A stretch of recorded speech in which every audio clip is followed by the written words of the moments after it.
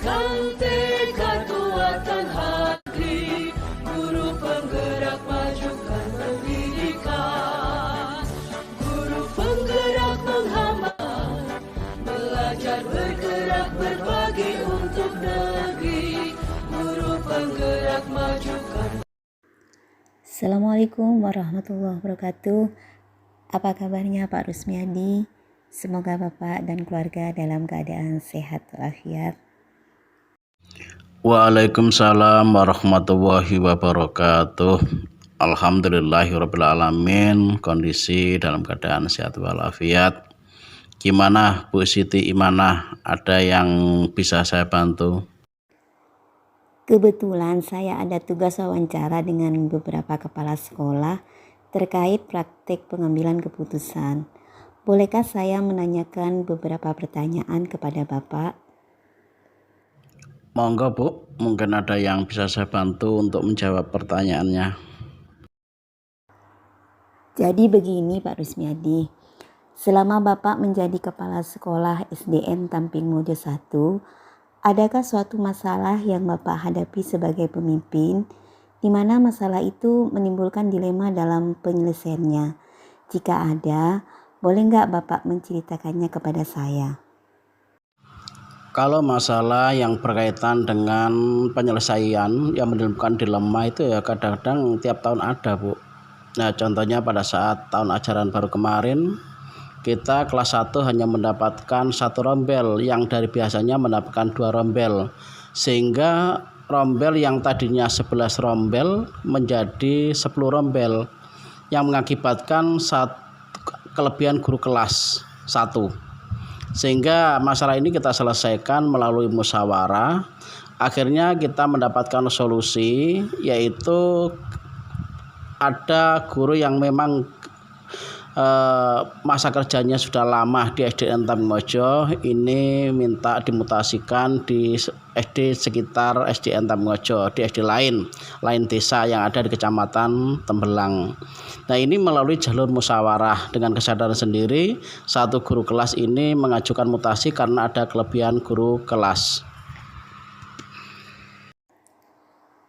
Dalam modul yang saya pelajari, ada 2 jenis dilema, yaitu dilema etika yang merupakan dilema kebenaran lawan kebenaran dan bujukan moral yang merupakan kebenaran lawan kesalahan. Nah, kalau menurut Pak Rusmiadi, bagaimana Bapak dapat mengidentifikasi kasus-kasus yang muncul ini, mana yang berupa dilema etika dan mana yang berupa bujukan moral? Kasus yang menimbulkan dilema moral itu apabila kasus tersebut bersinggungan dengan ranah hukum yang dilanggar. Sedangkan untuk dilema etika itu apabila kasus tersebut bersinggungan dengan moral, dengan nilai-nilai kemanusiaan, rasa simpati dan empati. Dampaknya yang ditimbulkan benar di satu sisi dan benar juga di sisi yang lain. Contohnya tadi, kalau kita memang sangat simpati dengan guru yang mempunyai masa kerja yang sangat lama, tapi di sisi lain kita kelebihan tenaga guru kelas, sehingga mau tidak mau ada 1 guru kelas kita yang harus dimutasi ke sekolah yang lain. Ini salah satu contoh dari dilema etika. Selama ini, bagaimana Bapak menjalankan pengambilan keputusan, terutama untuk kasus-kasus dilema kepentingan yang sama-sama benar atau sama-sama mengandung nilai kebajikan? Cara menyelesaikan terhadap kasus-kasus yang sama-sama benar atau mengandung nilai kebajikan yang saya lakukan selama ini, yaitu mengedepankan musyawarah.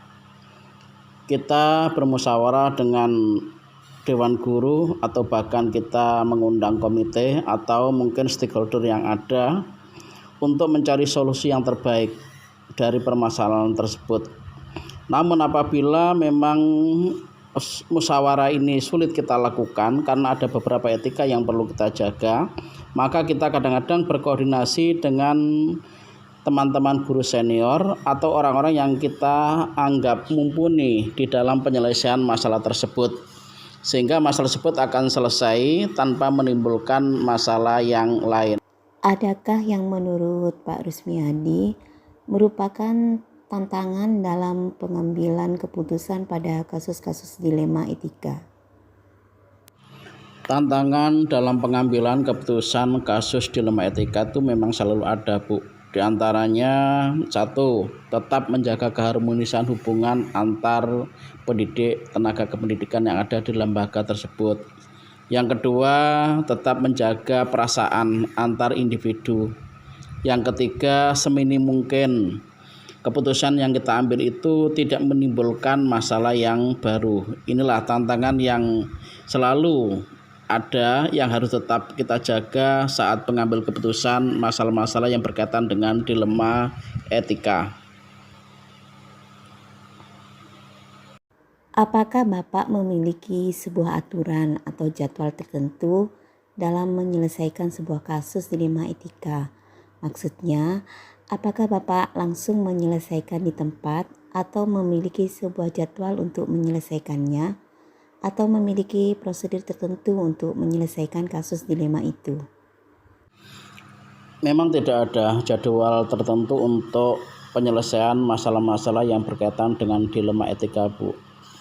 Apabila timbul masalah yang berkaitan dengan dilema etika, maka secepatnya saya berkoordinasi atau bermusyawarah dengan Bapak atau Ibu guru atau komite sekolah atau stakeholder yang ada, atau orang-orang tertentu yang saya anggap mumpuni dalam penyelesaian masalah tersebut. Adakah seseorang atau faktor-faktor mungkin yang selama ini dapat mempermudah Pak Rusmiadi dalam mengambil sebuah keputusan untuk kasus-kasus dilema etika yang dihadapi? Faktor yang mempermudah dalam mengambil sebuah keputusan dilema etika, yang pertama, kekompakan, keharmonisan, rasa kekeluargaan, rasa solidaritas yang tinggi di dalam lembaga tersebut atau di dalam sekolah tersebut. Yang kedua, keputusan diambil dalam penyelesaian masalah-masalah dilema etika selalu berangkat dari hasil musyawarah, baik itu musyawarah kecil maupun musyawarah dalam lingkup yang lebih besar. Pertanyaan terakhir Bapak, dari semua hal yang telah Bapak sampaikan tadi, pembelajaran apa yang dapat Bapak petik dari pengalaman Bapak dalam mengambil keputusan sebuah masalah yang menimbulkan dilema etika itu? Pelajaran yang dapat saya petik dari masalah-masalah yang menimbulkan dilema etika itu, yaitu setiap pengambil keputusan hendaknya senantiasa mengedepankan musyawarah atau berkoordinasi dengan pihak-pihak tertentu. Jangan sampai keputusan yang diambil itu datang dari hanya seorang pribadi. Mungkin yang dimungkinkan di sini adalah mungkin pribadi kepala sekolah. Jadi hasil musyawarah, hasil koordinasi itu yang dikedepankan di dalam pengambil keputusan masalah-masalah yang berkaitan dengan dilema etika. Pak Rusmiadi, terima kasih banyak atas waktunya dan kesediaannya dalam menjadi narasumber wawancara saya hari ini. Terima kasih kembali Bu Imana. Mudah-mudahan apa yang sudah kita perbincangkan tadi ada guna manfaatnya. Kalau begitu Bapak, saya mohon izin pamit dahulu. Semoga lancar semua pekerjaan Bapak hari ini, J. Terima kasih. Wassalamualaikum warahmatullahi wabarakatuh. Waalaikumsalam warahmatullahi wabarakatuh.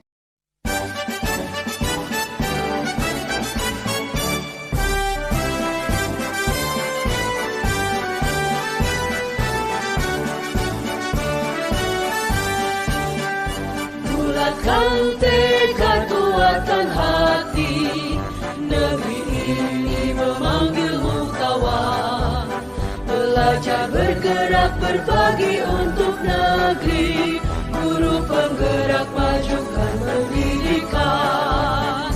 Guru penggerak menghamba pada murid, kreatif rancang pembelajaran.